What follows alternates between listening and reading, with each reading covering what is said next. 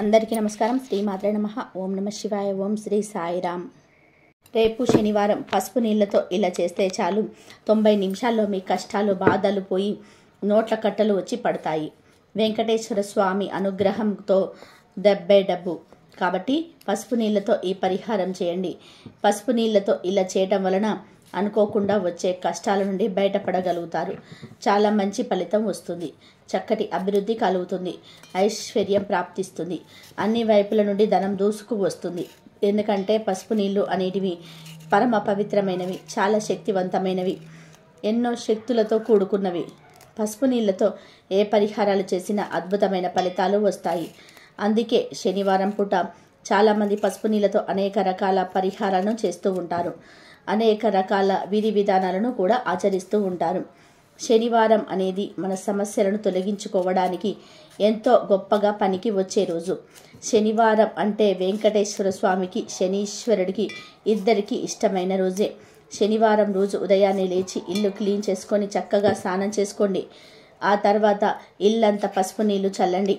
ఆ పసుపు నీళ్లు చల్లవడం వల్ల చెడు శక్తుల నుండి విముక్తి కలుగుతుంది. అలాగే శనివారం రోజు తప్పనిసరిగా వెంకటేశ్వర స్వామి వారిని ఆరాధించండి, పూజ చేయండి. కనీసం దీపారాధన అయినా సరే చేసుకోండి. ముఖ్యంగా శనివారం రోజు వెంకటేశ్వర స్వామి ఫోటో ముందు పిండి దీపం పెడితే చాలా మంచిది. కనుక సమయం ఉన్నవారు పిండి దీపారాధన చేయండి. ఇంతకీ ఈ శనివారం రోజు పసుపు నీళ్లతో ఏం చేయాలి అనే విషయాన్ని ఇప్పుడు ఈ వీడియోలో వివరంగా తెలుసుకుందాం. అంతకన్నా ముందు కనిపించని బంధాలు మనల్ని ఎలా కట్టేస్తాయో తెలిపే పవిత్ర కథను విందాం. ఒక రైతు తన 2 గాడిదలను అమ్మేయడానికి అంగడికి తీసుకొని వెళ్తున్నాడు. అతడికి మార్గమధ్యంలో ఓ నది కనిపించింది. అసలే నడిచి ఒళ్ళంతా చెమట పట్టి చిరాకుగా ఉన్నది. పుణ్యము శుభ్రత 2 దక్కుతాయని స్నానం చేస్తే అని అతను అనుకున్నాడు. కానీ ఆ గాడిదలు కట్టేయడానికి తగిన దగ్గర ఒకటే తాడుంది. మరి 2 గాడిదలను ఎట్లా కట్టేయాలి అని ఆలోచిస్తూ ఉండగా అతడికి ఒక సాధువు కనిపించాడు. ఆ సాధువు అలా నడుచుపోతూ ఉన్నాడు. రైతు ఆ సాధువును పిలిచాడు. స్వామి, మీ దగ్గర ఓ తాడు ఉంటే ఇవ్వవా? కాసేపు నా గాడిదలు కట్టేస్తా. నా స్నానం కాగానే నీ తాడు నీకు తిరిగి ఇచ్చేస్తా అని అడగగా ఆ సాధువు ఇలా చెప్పాడు. నాయన, నా దగ్గర తాడు లేదు, కానీ ఓ ఉపాయం చెప్తాను అన్నాడు. నీ దగ్గర ఉన్న తాడుతో ఒక గాడిదని కట్టే, రెండవది చూస్తూనే ఉంటుంది. తర్వాత దీని వెనక్కి వెళ్ళి తాడుతో చెట్టుకు కట్టేస్తున్నట్టు నటించు అన్నాడు. సాధువు చెప్పినట్టే చేశాడు రైతు. ఆశ్చర్యం, 2వ గాడిద తనను కూడా కట్టేశారని భావించి అక్కడి నుంచి కదలలేదు. దాంతో రైతు నది స్నానం పూర్తి చేశాడు. వెనక్కి వచ్చి ఒక గాడిద కట్టు విప్పేశాడు. అదిరించాడు. ముందు నడుస్తున్నాడు. కాసేపు అయ్యాక చూస్తే మొదటి గాడిద తనతో వస్తుంది. కానీ 2వ గాడిద మాత్రం ఆ చెట్టు దగ్గర నుంచి అస్సలు కదటం లేదు. అక్కడే ఉండిపోయింది. కొట్టాడు, తిట్టాడు, అయినా ఫలితం లేదు. అటు ఇటు చూస్తుంటే అదే సాధువు కనిపించాడు. అప్పుడు రైతు మళ్ళీ ఆయన దగ్గరికి వెళ్ళాడు. స్వామి, ఇది మొరాయిస్తుంది, కదలనంటుందని చెప్పాడు. అప్పుడు సాధువు రైతుతో, అసలు నువ్వు కట్టు విప్పితే కదా అది కదిలేది అన్నాడు. దానికి రైతు, అసలు నేను కట్టేస్తే కదా విప్పేది అంటాడు. అవునోయ్, అది నీకు తెలుసు, నాకు తెలుసు. ఆ గాడిదకు తెలియదు కదా, తను ఇంకా కట్టేసి ఉన్నట్టే భావిస్తుంది అని అన్నాడు సాధువు. అయ్యో, మరేం చేయాలి ఇప్పుడు అన్నాడు రైతు. కట్లు విప్పితే సరి కదులుతుంది అన్నాడు సాధువు. అసలు కట్టేస్తే కదా విప్పేది అన్నాడు రైతు. పిచ్చోడా, కట్టేసినట్టు ఎలా నటించావో విప్పేస్తున్నట్టు కూడా అలాగే నటించు అన్నాడు సాధువు. రైతు అలాగే అప్పుడు చేశాడు. అప్పుడు గాడిద ముందుకు కదిలింది. ఇంకొక గాడిదతో కలిసింది. రైతు సాధువు వైపు అయోమయంగా చూశాడు. అప్పుడు సాధువు రైతుతో ఇలా అన్నాడు. మనుషులు కూడా అంతేనోయ్, కనిపించని బంధాలేవో మనల్ని ఇక్కడే కట్టేసినట్టు వ్యవహరిస్తాం. కదలం, ఉన్న చోటు వదలం. నిజానికి అవన్నీ భ్రమాత్మక బంధాలు. అవేమీ లేవని నిజం తెలిస్తే చాలు, ప్రపంచమంతా నీదే. అర్థమయ్యి కానట్టుగా ఉంది. అవును మరి, తత్వం సత్యం ఎప్పుడు సంపూర్ణంగా అర్థం కావు కదా. రైతు కాసేపు బుర్రా గోక్కున్నాడు. సాధువుకు దండం పెట్టి తన గాడిదల వైపు కదిలాడు. ఇంకా విషయంలోకి వస్తే శనివారం అనేది వెంకటేశ్వర స్వామి వారికి ఎంతో ఇష్టమైన రోజు. శనివారం రోజు ఎవరు కూడా తోటకూరను తినకూడదు. శనివారం తోటకూర తినడం నిషేధం గనక శనివారం రోజు ఎవరు కూడా తోటకూరను తినకండి. అయితే ధన ప్రాప్తి కలగాలని కోరుకుంటున్నారో, ధన సంపాదన పెరగాలని కోరుకుంటున్నారో వారు చక్కగా శనివారం రోజు ఒక గాజు గ్లాసును తీసుకోండి. ఈ పరిహారానికి కేవలం గాజు గ్లాసు మాత్రమే వాడాలి. స్టీలు, రాగి, ఇత్తడి ఇలా వేరే గ్లాసులు వాడకూడదు. ముందు గాజు గ్లాసును తీసుకొని దానిలో మంచినీరు పోయండి. మీరు త్రాగే నీరు పోస్తే సరిపోతుంది. తర్వాత ఆ నీటిలో 1 స్పూన్ అంత పసుపును వేయాలి. పసుపు పరమ పవిత్రమైన పదార్థం. పసుపుకు శుద్ధి చేసే గుణం ఉంటుంది. అంతేకాదు పసుపుకి మనకు ఉండే దరిద్రాలను తొలగించే శక్తి కూడా ఉంటుంది. ధనాన్ని ఆకర్షించే శక్తి ఉంది కనుక నీటిలో పసుపును కలపండి. ఇప్పుడు పసుపు నీళ్ళు రెడీ అవుతాయి కదా. ఆ తర్వాత పసుపు నీటిలో చిటికెడు గల్లులుప్పు వేయండి. గల్లులుప్పు కూడా ఎన్నో శక్తులు ఉంటాయి కనుక గల్లులుప్పును వేసి చివర్లో 5 మిరియాలను ఈ నీటిలో వేయండి. ఇవన్నీ కూడా మంగళకరమైన వస్తువులు, మన జీవితాన్ని మార్చేసే వస్తువులు. ఇలా ఇవన్నీ వేసిన తర్వాత పసుపు నీటితో మీ ఇంట్లో వారందరూ కూడా దిష్టి తీసేసుకోండి. అంటే ఎవరికి వారు దిష్టి తీసుకోవచ్చు, లేదా వేరే వాళ్ళు వచ్చి దిష్టి తీయవచ్చు. ఏం లేదు, ఈ పసుపు నీటిని మీ తల చుట్టూతా 7 సార్లు దిశలో 7 సార్లు అపసవ్య దిశలో తిప్పండి. ఇలా ఇంట్లో ఉన్న వారందరూ కూడా మీ ఇంటి మెయిన్ డోర్ వైపు వచ్చి దిష్టి తీసుకోండి. ఇంట్లో వాళ్ళందరూ తల చుట్టూ తిప్పేసిన తర్వాత ఈ పసుపు నీళ్లను అలాగే గ్లాస్తో తీసుకొని వెళ్ళి రావి చెట్టు మొదట్లో పోసేయండి. రావి చెట్టు లేకపోతే వేప చెట్టు మొదట్లోనైనా సరే పోసేయవచ్చు.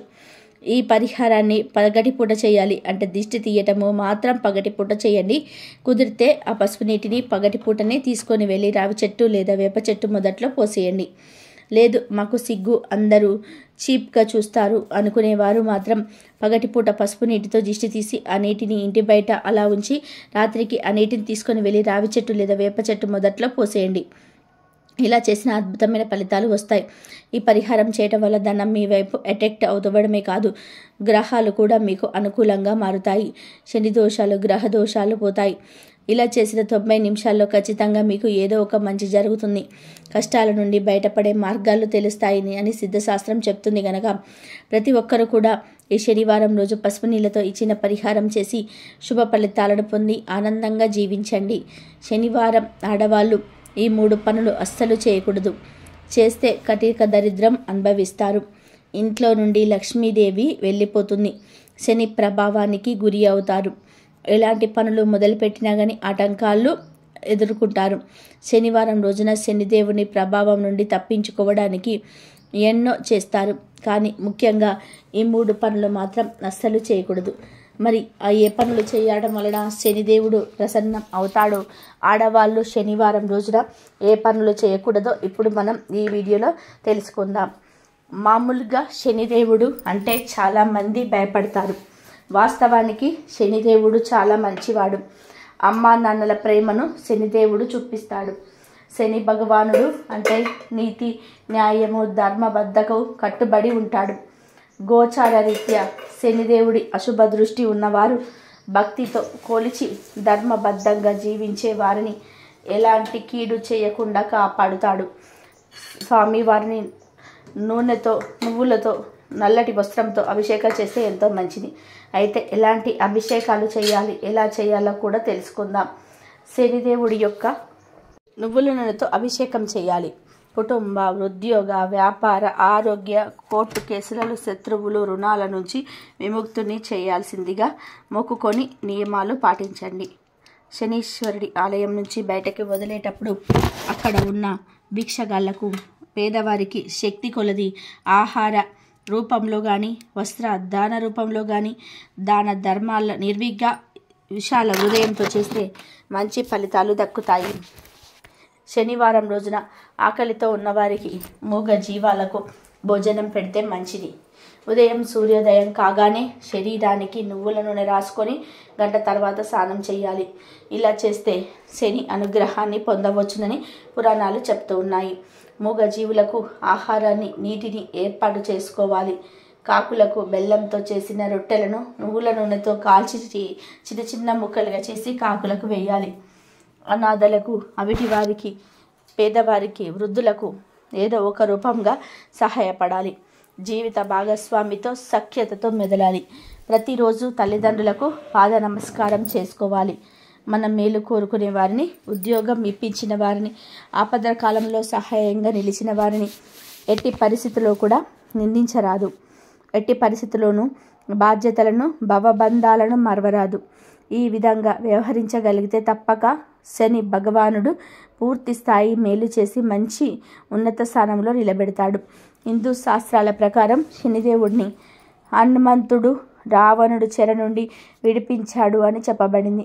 మహాబలశాలి హనుమంతుడు లంక నుంచి సీతాదేవిని తీసుకొచ్చేందుకు వెళ్ళిన క్రమంలో అక్కడ బందీగా ఉన్న శనిదేవుణ్ణి కూడా విడిపించాలని వాయుదేవుడు కోరతాడు. దీంతో శనిదేవుణ్ణి హనుమంతుడు విముక్తి చేస్తాడు. అంటే శనిదేవుణ్ణి కూడా విడిపించి విముక్తి కల్పిస్తాడు. అందుకు కృతజ్ఞతగా హనుమంతుడిని ఏ వరం కావాలో కోరుకోమని శనిదేవుడు అడుగుతాడు. అందుకు హనుమంతుడు తనకేం వరం అక్కర్లేదని, సీతారాముడు తొందరగా కరుణిస్తే అదే పెద్ద సంతోషం అని చెప్తాడు. హనుమంతుడు సంతోషించి శనిదేవుడు ఇలా చెప్తాడు: ఇకపై ఎవరు హనుమంతుడిని ప్రార్థించినా వారి శనిదోషం నుంచి విముక్తి పొందుతారని హనుమంతుడికి వరం ఇస్తాడు శనిదేవుడు. శనిదేవుడు శివభక్తుల వైపు కూడా కన్నెత్తి చూడడు. పురాణాల ప్రకారం సూర్య భగవానుడి ఆదేశాలతో శివుడు తన గణాలతో శనిదేవుడిపై యుద్ధం చేస్తాడు. శివుడు గణాలను శనిదేవుడు ఓడిస్తాడు. ఆగ్రహించిన శివుడు మూడో కన్ను తెరిచి శనిని భస్మం చేస్తాడు. శనిదేవుడు శివుడు 18 ఏళ్ల పాటు రావి చెట్టుకు తలకిందులుగా వేలాడదీసి శిక్షించినట్టు చెప్తున్నారు.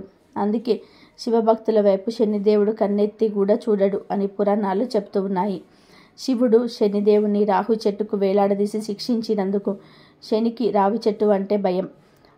శనివారం నాడు ఎవరైతే రావి చెట్టుకు పూజలు చేస్తారో శనిదేవుడు వారిపై కన్నెత్తి కూడా చూడడు. అలాగే హనుమాన్ భక్తుల వైపు కూడా శని కన్నెత్తి కూడా చూడడు.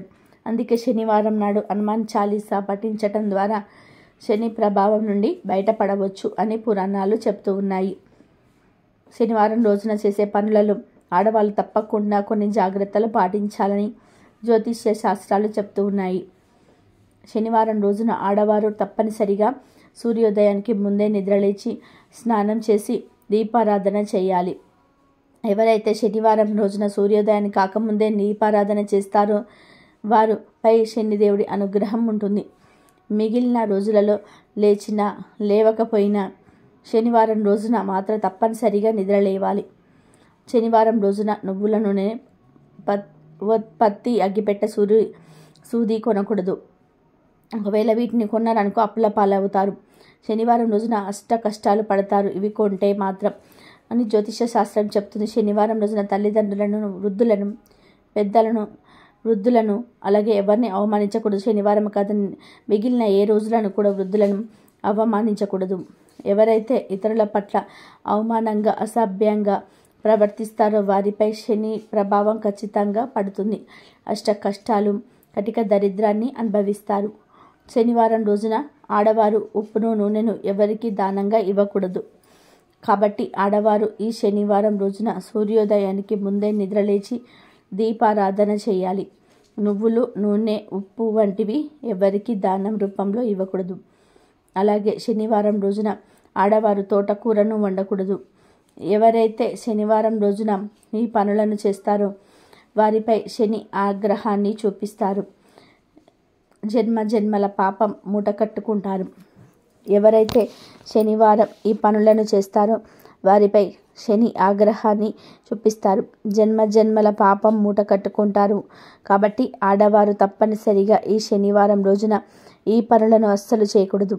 అలాగే శనివారం రోజున ఎవరిని కూడా అవమానించకూడదు. అలాగే శనిదేవుడికి నువ్వుల నూనెతో అభిషేకం చేయండి.